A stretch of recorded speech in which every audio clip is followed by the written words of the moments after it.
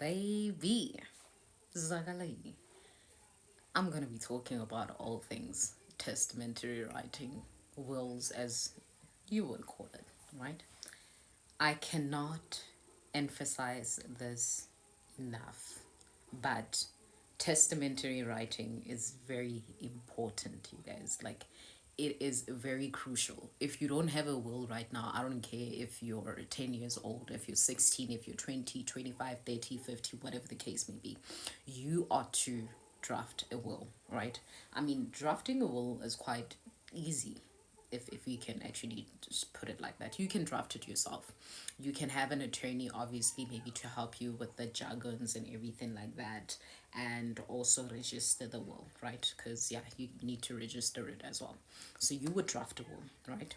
And before I proceed, pardon my manners. Hi guys, my name is Daisy, your attorney who is here to break down matters without any fear, favor, or prejudice. I break this as it is. Now let's get down to business, right?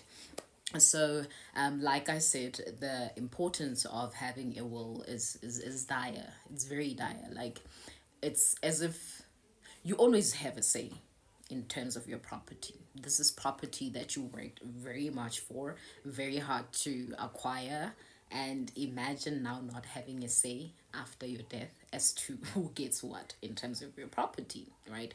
I don't care if you're married or not married, in community of property, out of community of property, with the accrual system or without the accrual system, but drafting a will saves quite a lot, right? Because now you dictate as to what happens in terms of your property.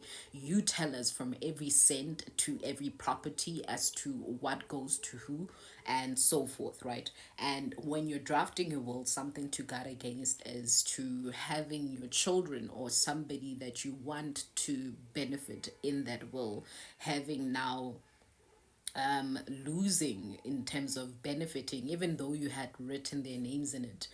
Say maybe for instance you are a mother married and maybe with three children, right? And you then decide to draft a will, and in that will you drafted, and then you've included all your children, you've included even your husband, whatever the case may be, right? And you ask your children to sign as witnesses. You ask them to sign as witnesses. You cannot do that, because the minute you do that, it disqualifies them.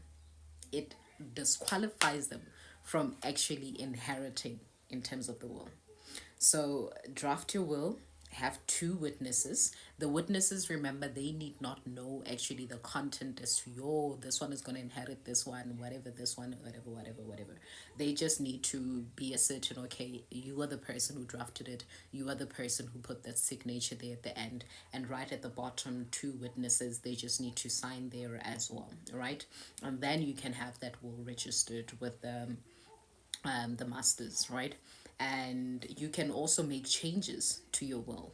And you can also appoint an executor, the one who's going to administrate the will and so forth, right? And yeah, so don't make your children sign that will. And I know there's a tendency now, right? Like going on where people actually kill their parents because of like life policies or whatever they think they're gonna gain from that. Mahani, we have in law what we call the bloody hands do not inherit, right? It's actually written in Afrikaans, but I don't finna do that today. It's a Friday. But anyway, be that as it may, the bloody hands do not inherit. So if it means that if you kill your parent, your mother, or whoever the case may be, simply for purposes of benefiting from them after death, mahani, you're not gonna inherit. Fuck all. You don't inherit anything.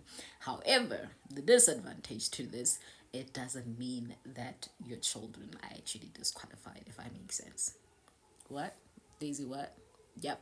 So what it basically means is that in as much as the killer might be your child and therefore they have lost their right to benefit from you after death from any of your properties, that does not disqualify their children. So meaning whatever portion that could have been there, it actually falls within their children or whoever would benefit from them. So say for instance you had, or rather you were married in community of property, and you didn't leave a will, and your husband was going to get half, and then on top of that half, they also getting the child share, or yeah, child share, whatever, that amount, the 25,000, whichever amount is greater. Meaning, if the remaining amount is 100,000, and the child share we divided, if there's two children, we're gonna divide it by three, including the husband.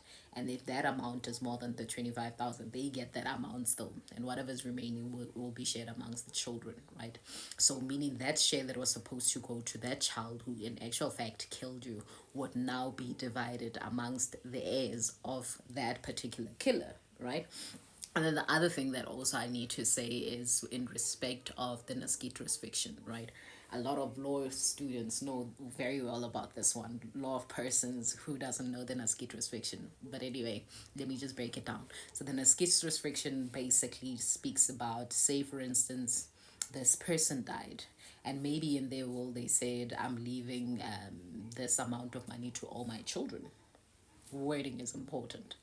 All your children, it doesn't mean only the children that you have within the marriage, even those like extra children that you had outside of your marriage and all those things. And even a person who's actually pregnant at the time of your death, they can pull the Naskitrus fiction and be like, Akseme Brur, wait, I see you guys now wanting to like distribute the estate of the deceased person.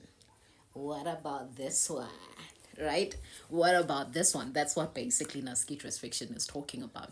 So the Naskitrus fiction would basically put everything on hold to say, you're not going to divide this money until this child is born, so that this child can inherit from it, provided that the child is born alive.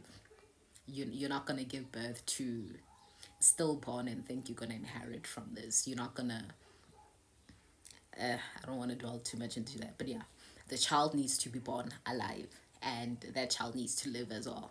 Therefore, they can inherit, right? And even though that person was married, or this was a child out of wedlock, or whatever the case may be, doesn't matter. Hence, I said it is very important. It is very important to leave a will. And if you're naming your children, remember you might have children that you don't even know about. So when you're saying, I leave my assets to my children, which children are you referring to? So your wording also needs to be very, very, very particular. Like you need to say, I'm leaving this to my wife, so and so, so and so. And the other very important element that we need to remember is the 3-month rule, right? With the 3 months, say maybe for instance you are getting divorced, your divorce is finalized, and then you meet a youngling, and from there you decide to marry this youngling, whether you marry her or whatever, doesn't matter. But then let's just say, for the sake of this video, you marry that youngling after your divorce, and you die 2 months into the marriage, the new marriage. You had a will, and in your will you said, I'm leaving this to my wife.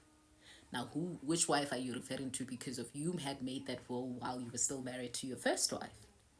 So now what we're going to do is to look into the 3 months. The 3 months guide is, okay, this person died, it is less than 3 months, because if he died 2 months after the divorce is finalized and after his new marriage, right? So with this one, we can't in actual fact say that you had enough time to actually change the will, and therefore we can be lenient and your new wife could be the one to inherit. But if, say, maybe this person died 4 months after the new marriage and even after the divorce, and they never changed the will, 3 months, it's like you've had enough time. You know that you have a will, you know that you need to make some changes. So we as the law are going to perceive it as though, nah, this person was good, he clearly wanted the first wife to inherit, right? So you could be married to another person, die 4 months later, and think that this new one is gonna inherit. No, no, no, no, no, no. The only thing as the new wife that you can do is just maybe claim spousal maintenance. That's it. But as to whatever that will dictate it as to who's getting what, goes to that one. So 3 months rule, remember, your children shouldn't sign your things, otherwise you're disqualifying them from inheriting. The bloody hands don't inherit. Naskitrus fiction. I mean, guys. Maral karaga le tshwara we level guys. I hope you learned a lot, and there's more to this. There's more.